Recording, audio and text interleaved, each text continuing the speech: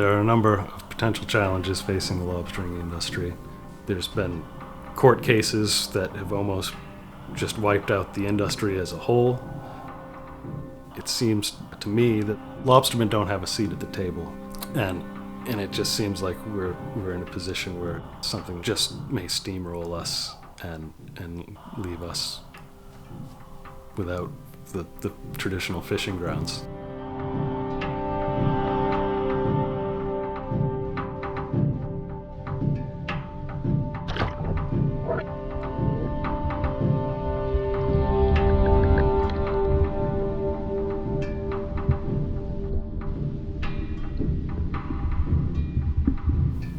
My name is Fernald.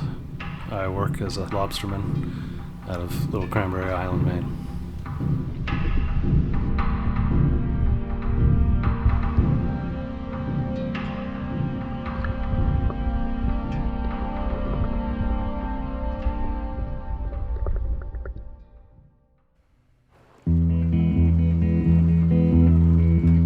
I grew up on Little Cranberry Island all the time until I was about 4 years old, and then I started going off island for the wintertime to go to school. There wasn't that many kids in the school out here then, and my parents thought it would be best for me and my sister if we moved over to Mount Desert Island for school. Living here in the summer and somewhere else in the winter, this place always represented a certain freedom, I think, to me. I think that was a draw as an adult wanting to find that again. It's small, it's only 1.5 miles long and 1 mile wide. You can walk to visit all your friends and relatives very easily. I like the sense of community we have. You don't find that other places these days. I lived down outside of Portland for a couple of years and went to school. When I made the decision to be here full time, I wanted to choose the place over profession or any other aspects of life. I wanted to be here. There's the natural beauty, there's friends and neighbors that I've known forever, and it's just a slower, easier pace of life. I wouldn't choose any other life. I think you'll find the people who live here will tell you that. I've never wanted to live anywhere else, and so I've been doing what it takes to make living here work, and that's been lobstering. If you couldn't lobster on Little Cranberry Island, it would be a dramatic shift. There'd be a lot less lights on in houses. This would turn into more of a summertime bedroom community. I don't think I'd stay living here, because what am I going to do, you know? Well, I've been lobstering on Little Cranberry for a number of years, but things are changing, and it doesn't seem like it's going to be good overall for lobster fishing.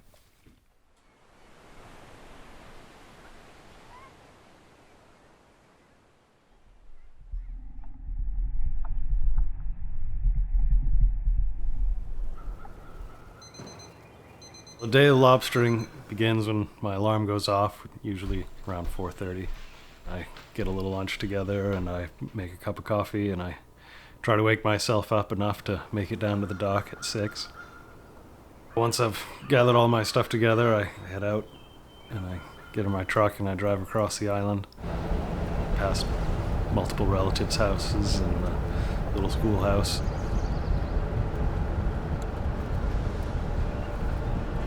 Make it down to the dock, and a few other fishermen just getting there, getting ready to go.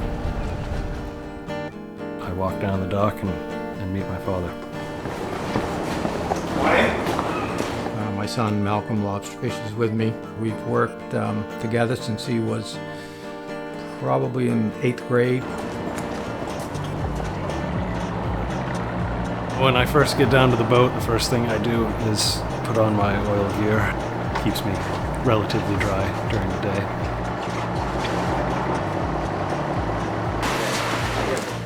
And we get our bait that we're going to need for the day, and the bait is usually herring or pogies or redfish.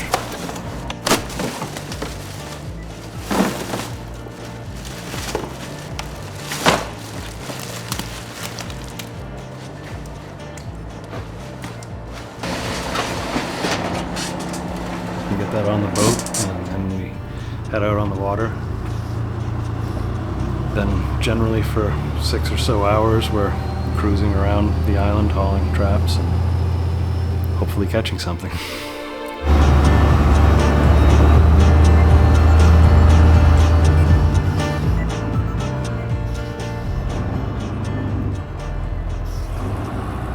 First thing we do is approach the buoy in the boat, and the buoy is gaffed and pulled up and over the side.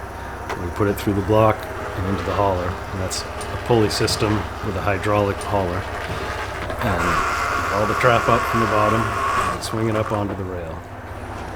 Hopefully there's a few lobsters in the trap, but usually there's also things like crab and seaweed and a whole bunch of things that we have to toss over the side. I take out the old bait bag and I swap it in for the new one. We close the trap back up and get in position where it's in a straight line with the rest of the traps, and we throw it back overboard. And then in between traps I fill up the new bait bag and measure and band the lobsters that came out of that trap.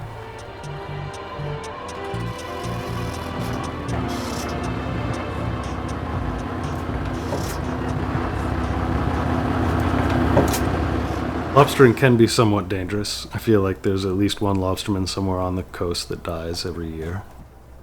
There's always the threat of getting tangled in the rope after the trap goes over the side. If you're not paying attention, your foot can get caught and they'll pull you right down. And that water's cold, you're not going to survive too long in there. You also have to watch out for the hauler. And that you can lose a finger in if you're not careful. I have a friend actually who fishes out of Alaska, so they use a bigger hauler. He got his shirt caught in it and like ripped all the muscle off his arm, pretty much. But he's actually made a pretty good recovery. But yeah, there's all sorts of bad weather that you can find yourself in. So there are lots of potential dangers that you just always have to be ready and be aware of what's happening on the boat around you. Lobstering can be very repetitive work, often feels very monotonous. We'll go out and we'll haul 250 or so traps in a day, and most days that's just doing the same thing over and over again. So it is a little more like a factory job than most people realize. It's not quite all the glamour that it's made out to be. I think there are a lot of elements of the job that give me a lot of freedom. First and foremost, it's being outside. I'm looking at Acadia National Park on one side and the wide open ocean on the other.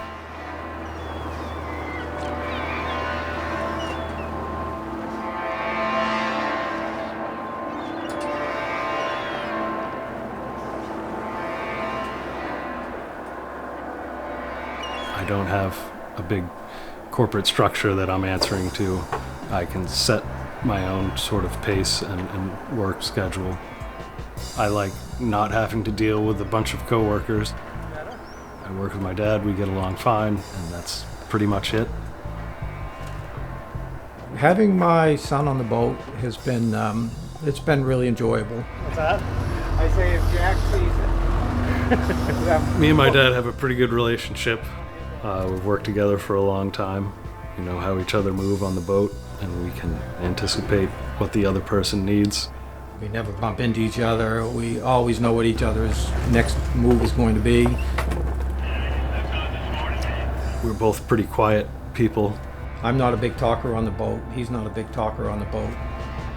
He looks out for me and I look out for him. And, you know, it's nice to know that whether it's work or at home or anything else, that we both have someone that we know we can count on.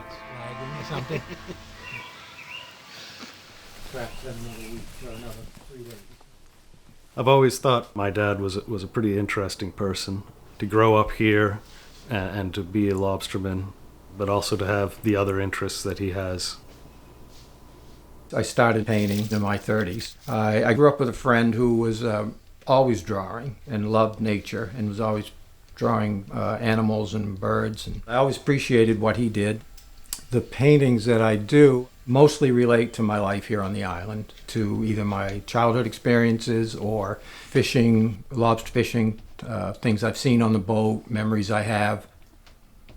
Since I was a kid, my parents have had an art gallery attached to their house, and that's another thing that I've just grown up around, and over the years I've taken a larger role on. The Alfred Artist Gallery is a gallery that we started in '87. My parents had a friend that wanted to store paintings there. Word spread that there were paintings above my dad's shop, and from there it sort of took off and grew. Most of the artists have a connection to the island, particularly Islesford. Some artists from Great Cranberry. They generally will come spend a few weeks on the island. Some will spend the entire summer. They will paint and let us know when they have work ready. A lot of times the oil paintings come in still wet and we'll hang them anyway. Right now we're showing about 20 to 25 different artists, and it's just grown to be a really interesting and fulfilling part of being on Islesford. The gallery is an important part of the island to me. It provides a place for people to show their work and to show what they've been up to. I think it helps bring the community together, and everybody can see what their neighbors have been doing. I hope to take that over from my parents and continue on the business and the tradition. Any business out here that's successful, you don't want to change any more than you have to, because there are a lot of things that people try out here that don't work. So when something works, stick to what works.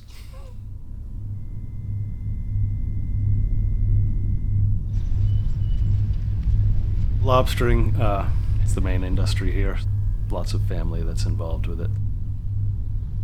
This is definitely a fishing community.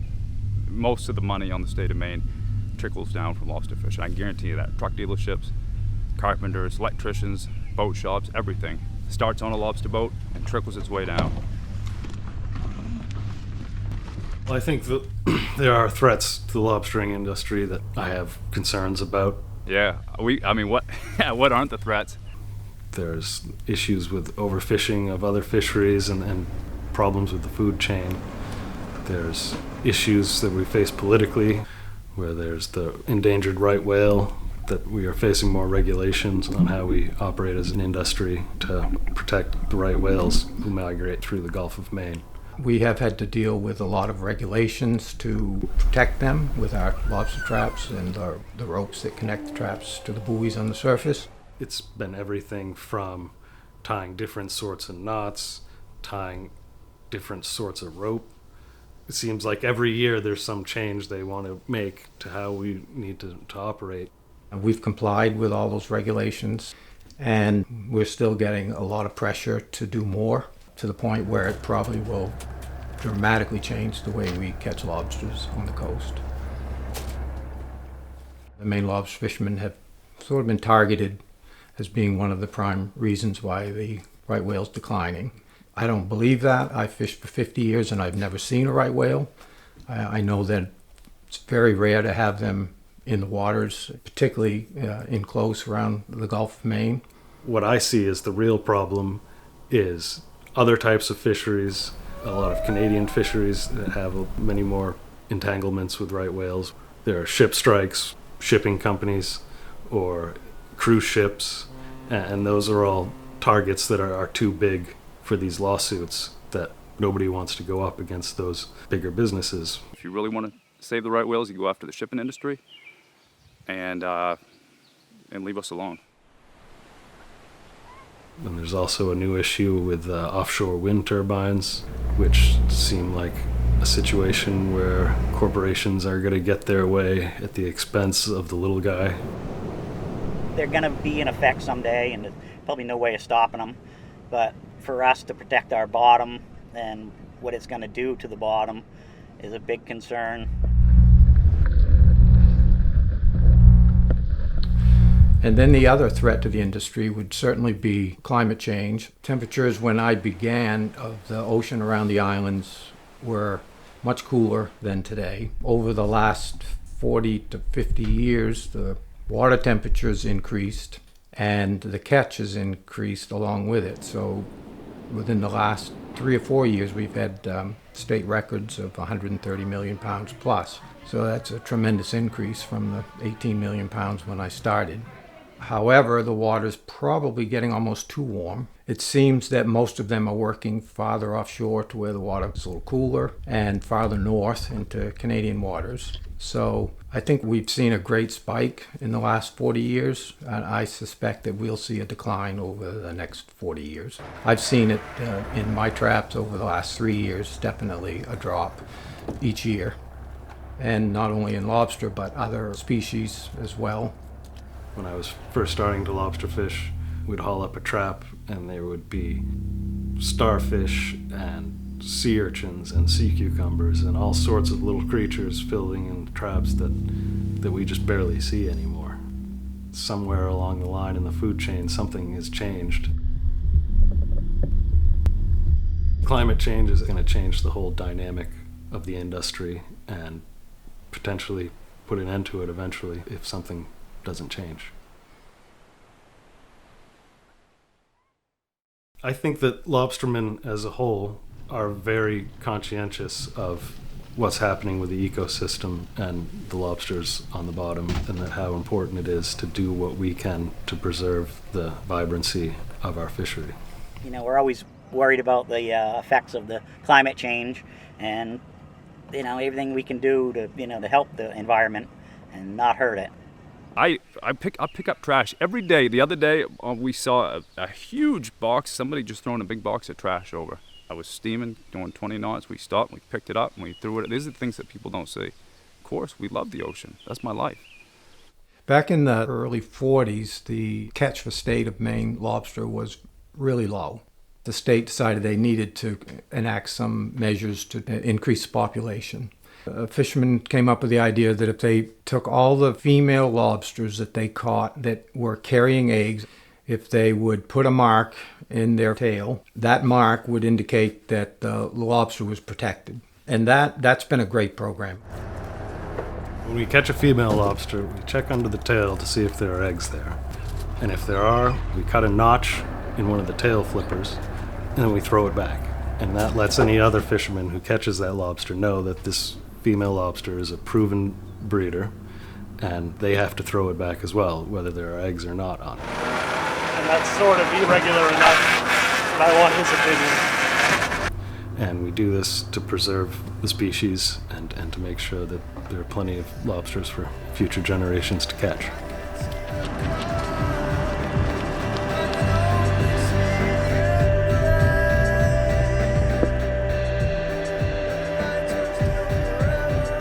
When I'm measuring and banding the lobsters, I have a tool that I use that I put one end behind the eye of the lobster and lay it along its back.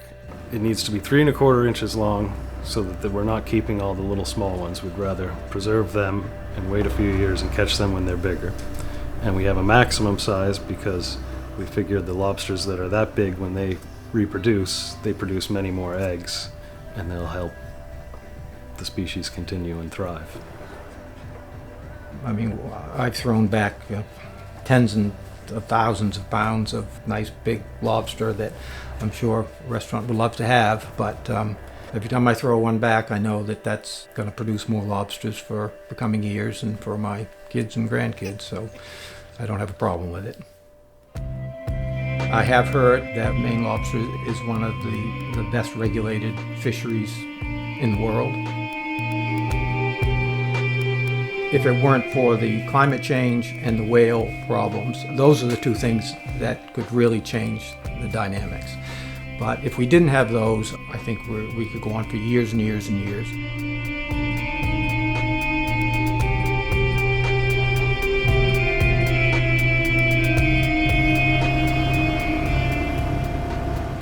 So when we get in at the end of the day, we pull up to the co-op, we take our lobsters out of the tank and put them in crates, and we hand them off to the co-op crew, and they take them and weigh them. Let's see. 3 more on top of that. And then put them in the water, and they bring us anything else we might need for supplies, and we'll fuel up the boat, and they'll write us a slip, and we're all set. We don't need to do anything beyond that. The Cranberry Isles Fishermen's Co-op was started in the 70s by my dad and 6 or 8 other fishermen on the island, and they hired a manager, and that way they all work together and they get their bait and fuel and everything brought to them as a group, so they're not all trying to do it on their own. and that way we all bring our lobsters to the same place and we sell them, and we get paid by the week, and then with any leftover money at the end of the year above operating expenses, all the fishermen get a dividend based on how many pounds they caught. I think we're a very close-knit community out here, kind of have to be. We're isolated, and if anybody needs anything, then you can always count on their neighbor. And that's especially true, I think, of the co-op and the fishing community out here. We're always looking out for one another. Can be a dangerous job. It's not too bad, but you know, we're always looking out. If anybody needs anything or anybody needs help, they can find it. Well, I've been lobstering for 50 years. My dad was a lobster fisherman. His father and my great-grandfather was. My son has fished with me off and on since college, pretty consistently now for the last 7 or 8 years. I've never really been sure whether being a captain and taking on that level of responsibility is something that I want in life.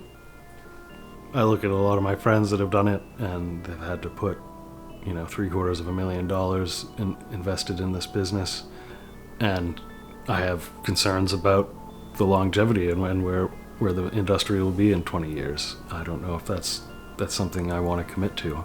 I made a living in the 70s when the catch was 18 million pounds. Certainly have done much better in the last 30 years when the catch was up to 130 million pounds.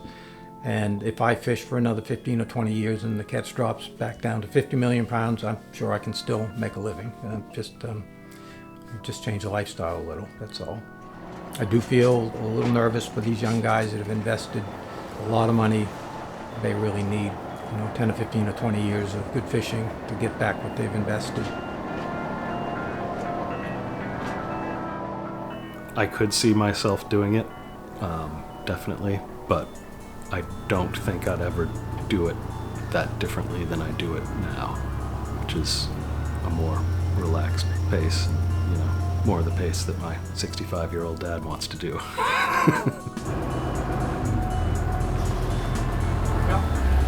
Let's hope there's a future in it for all of us.